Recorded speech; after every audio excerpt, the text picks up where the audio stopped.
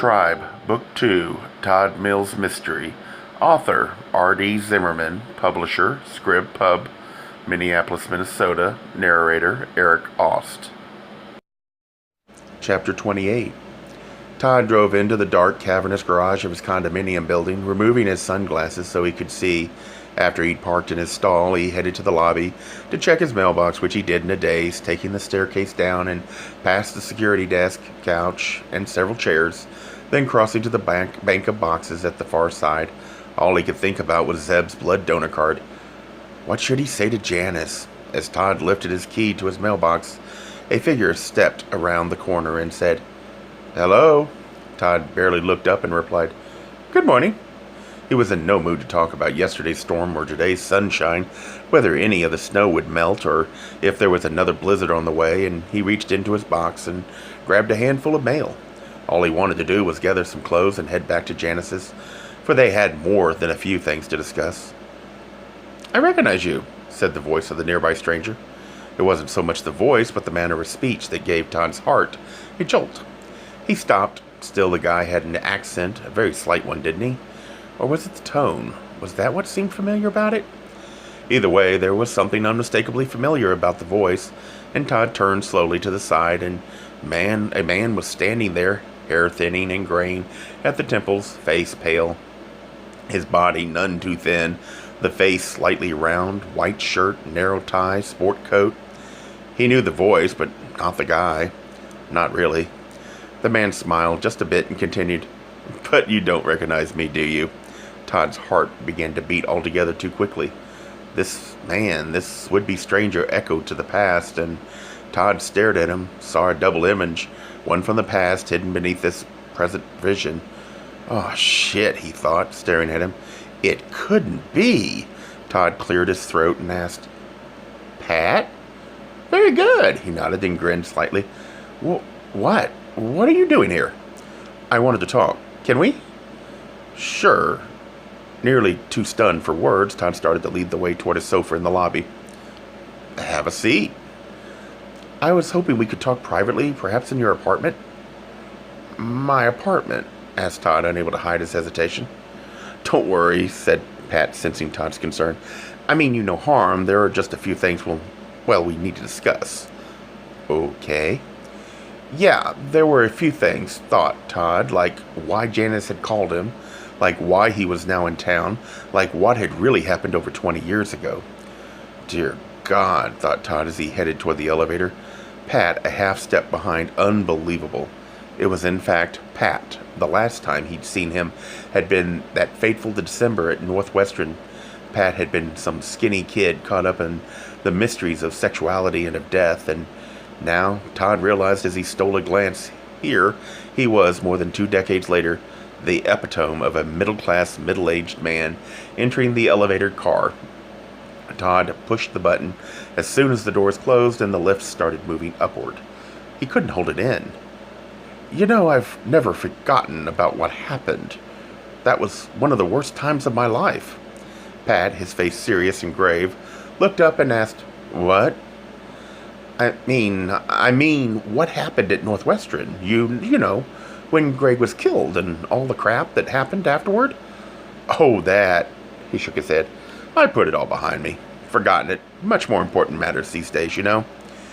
It jarred Todd. He stood quite frozen as the elevator carried them upward, thinking, am I crazy? Didn't something truly awful happen? Which not only left one guy dead, but altered both Todd's and this guy's lives? Of course it did. More than once over these long years. Todd had thought that if it hadn't happened, if Greg hadn't spied on them that night, so much for both Todd and Pat would be different. The incident had driven Todd further into the closet, and wouldn't Pat have finished his education at Northwestern instead of fleeing his life at the university? Instead, it was as if Pat and Todd had been in some huge car accident together, and Pat was not only saying no big deal, but dismissing its significance in the course of their lives, nearly at a loss for words as they got off the elevator and started for his apartment. Todd said, "God, Pat, I'm just so shocked to see you." "Until this morning, no one's called me Pat for years. I go by Rick now." but you can call me Patrick if that makes you more comfortable. Okay, thought Todd, as he unlocked the door and ushered the way in. However you want it. Strolling past Todd, Pat entered the sunny living room and glanced around. Nice place. Todd halted on the edge of the room and then watched as Pat surveyed the black leather couch, the glass dining room table, and then crossed all the way to the sliding glass door of the balcony. As the sun poured in on him, he peered out, obviously eyeing the frozen white image of Lake Calhoun. I understand last year was pretty rough for you, said Pat, staring out, his back to Todd. What can I say? I'm out of the closet now. What? Pat turned around. Oh, yes. I understand. You're open about being homosexual. And you? And me what? What was with this guy? Didn't he recall what they had done? How intimate they had been? Pat had not only begged for sex. In the case of their basement encounter, he'd forced it to happen. Todd asked, Are you out of the closet or in? Me? Homosexual? Heavens no. That was a phase I was going through back then, you know? He shrugged and looked right at Todd. Lying with another man is a mortal sin. It's against Scripture. I worked on this, studied very hard and prayed very hard too, and it paid off. The Lord Jehovah had mercy upon me. Todd stared at him. What are you saying? I've since been sexually rehabilitated. Rehabilitated? What does that mean? It means the demonic spirits were cast out of my body. Pat, what are you talking about? Simply that homosexuality is not the will of Jehovah, and through devotion and study I've been cleansed. Todd didn't know what to say. Gee, and all I tried was electric shock aversion therapy. Yes, well, my hands, my mouth, my anal canal, all of them were cleansed of ungodly deposits of semen. What? Pat glared at him, then said, Perhaps you don't know, but I was married for a long time, and we have a son. This was crazy. Fucking crazy, thought Todd, and to make it even weirder, at this very same time, Todd was aware that Pat or Patrick or whoever this guy was looking him up and down, checking him out, their eyes met, and Todd's heart clinked. Squinting into the glaring light, Pat turned away from Todd and looking back to the view of the oval lake. Janice was right. You are looking quite well. You talked to her, didn't you? I know she called you last night. She called, and I just saw her, actually. In fact, I came right here after we met. Pat started to say something, stopped, and continued. Todd, I came to see you today because I need your help with something. The only thing that might have surprised him more than this visit was this request, and rather than pleasing Todd, a slow sense of dread began to fill him. This, he knew, wasn't going to be pretty. And what's that? Asked Todd. Then you'll help me. What do you want me to do? Pat smiled. You haven't changed much. Still the cautious one. Still waiting for others to make the first move. Perhaps, and I suspect you're just as manipulative as driven to get whatever you want. I'm sure that's not meant as flattery. Pat cleared his throat. Anyway, I imagine you're aware that many years ago Janice had a baby. As if an enormous bookcase had just fallen over, everything crashed still inside Todd. He had a glimpse of the truth, and suddenly he was short of breath. It couldn't be, he thought. Yet it made sense. Too much sense, all too easily. It would explain why Janice had avoided telling him. Pat was staring at him, a wry grin upon his face. Ah, so you didn't know that Zeb was my son. Todd went over to the couch and dropped himself down. Janice and Pat had screwed? He could barely imagine it, the two of them in bed together. His voice by now no means as strong as he would have liked. Todd said, What the hell are you talking about? You want details, Pat smiled. Before I devoted my life to God, Janice and I, how shall I put it, enjoyed carnal pleasures. I can't believe it. Oh yes, and from that union our son was born. When Janice decided to abandon the child, my new wife and I decided to adopt him. There could have been other guys, maybe the entire proverbial football team. It was possible, but it wasn't. Not really. First of all, Todd knew Janice, knew she wasn't one to throw herself around. When? Demanded Todd, feeling betrayed. When what? When did you and Janice have sex? Let me see. It was that week I left Northwestern. You mean right after Greg was killed? Yes, I suppose that's correct. I suppose it was just after he died. Right. That's when Janice and I drove out west. Sure, thought Todd. They were talking about a few days in a woman's cycle. Either Janice had been fertile when Todd and she had slept together, or she had been a few days later when she'd slept with Pat. It was that simple. Suddenly, Todd was jumping to his feet. God damn it! He stormed across the room, stopped at his coffee table. There were a couple of magazines, a book, just as he'd felt at Janice's. He wanted to hurl them across the floor, smash them, throw them at Pat. He wanted to open the balcony door, hurl something right out the window and over the edge. Janice had been his girlfriend, Pat his secret lover, and those two, the two people he'd been the most intimate with, had actually slept together. Pat was talking. Todd turned and looked at him, this pale, aging figure who'd spoken of demonic spirits and sexual rehabilitation. Todd, Pat was saying, I want to ask you if you'll tell Janice to back off. What? I need you to do this. You know, of course, what's going on. There could be no dancing around any of the issues, and Todd asked, You're referring to Zeb and his daughter? Precisely. It's a very serious problem, and I need you to convince Janice to drop the matter. What? This may sound crass or overly blunt. I just don't know how else to put it, began Pat, but Janice gave up Zeb over 2 decades ago. She got rid of him. Todd, she shed him and any and all decisions regarding his life. It was all legally done, so to put it simply, his problems today do not concern her. Oh, shit. Please just listen to me. Zeb is my son, and his daughter is my granddaughter. This is a family issue, and whether Janice likes it or not, she's not part of the family. Todd took a deep breath, realized how all too easily he could have ended up like him, like this Patrick, and said, Pat, or Patrick, first of all, Janice is Zeb's birth mother, and if he comes to her for help, then I'm sure she's going to do everything and anything in her power to help him. Second of all, Janice is no dummy, and she never has been. She's amazingly sharp, and she's amazingly moral. By that I mean she's always done what she felt was right, and neither I nor anyone else has ever convinced her otherwise. Please, Todd, we're talking about the life of a baby. We most certainly are. But you don't understand. I'm afraid I do. No, you don't.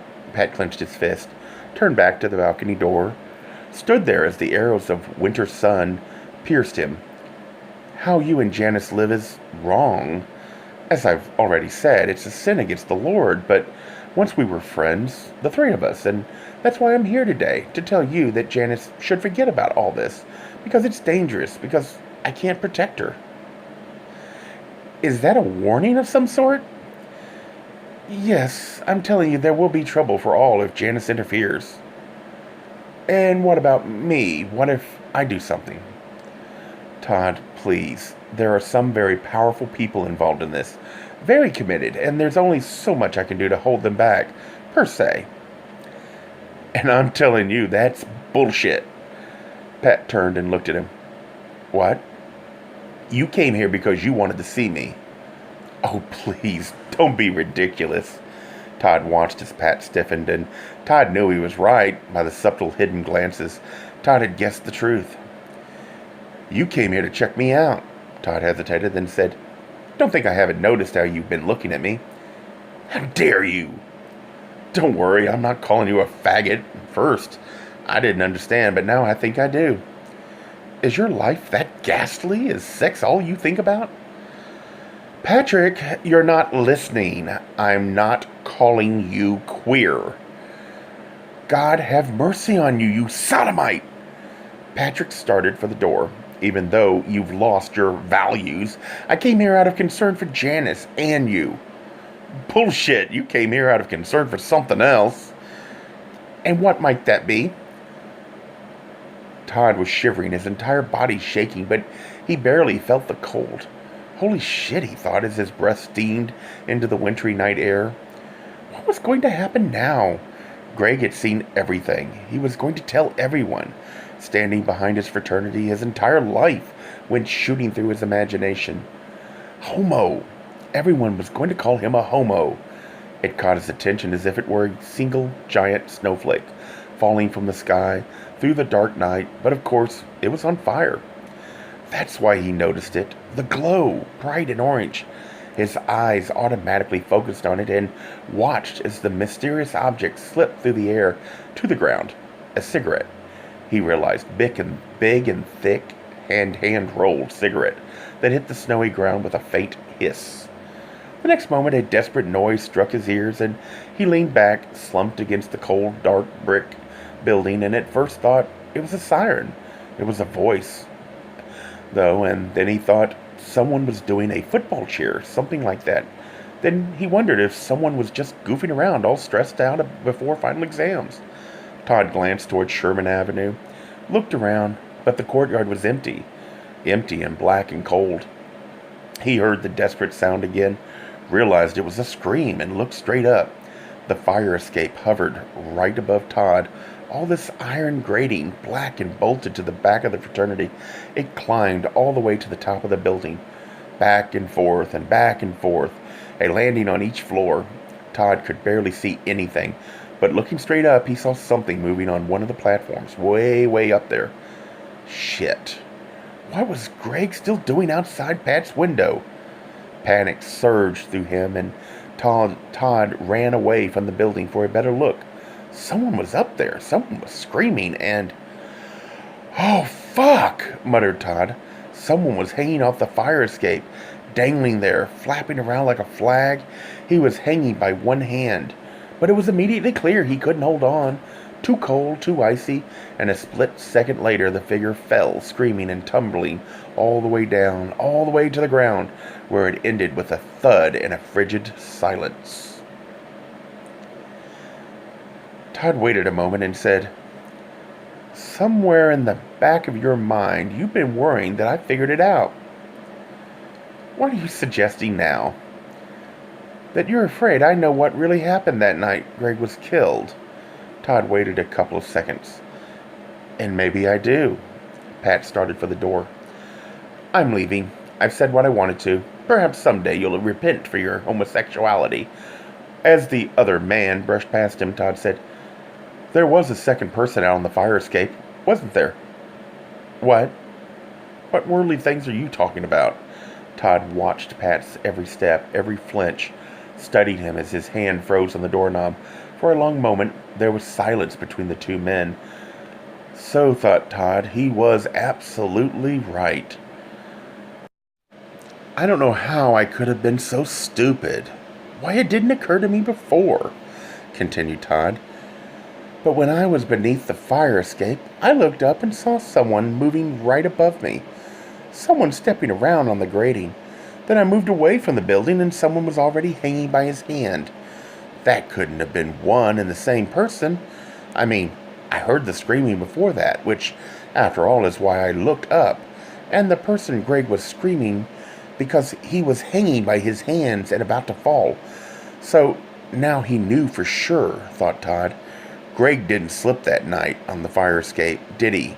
Someone pushed him, right? And if it wasn't you, my window was stuck. Well, if that's really true, then you saw it all. You know who did it. You know who pushed him, and all this time you've been protecting someone." Todd added, "Who was it, Pat? The other guy you were screwing at the frat house."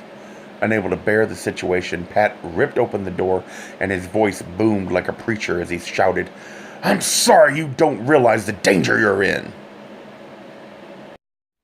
A Gay Mysteries audiobooks. I think it is easy to hate a label, but a face humanizes the word. So this effort is twofold: to offer comfort to those like myself that your world didn't end because you don't fit into the view of acceptable society on both sides, and in hopes of helping those with family that are LGBTQ that it doesn't mean we are aliens from the child they once knew. Reassure them so they can maybe be supportive at the same time, being true to their values.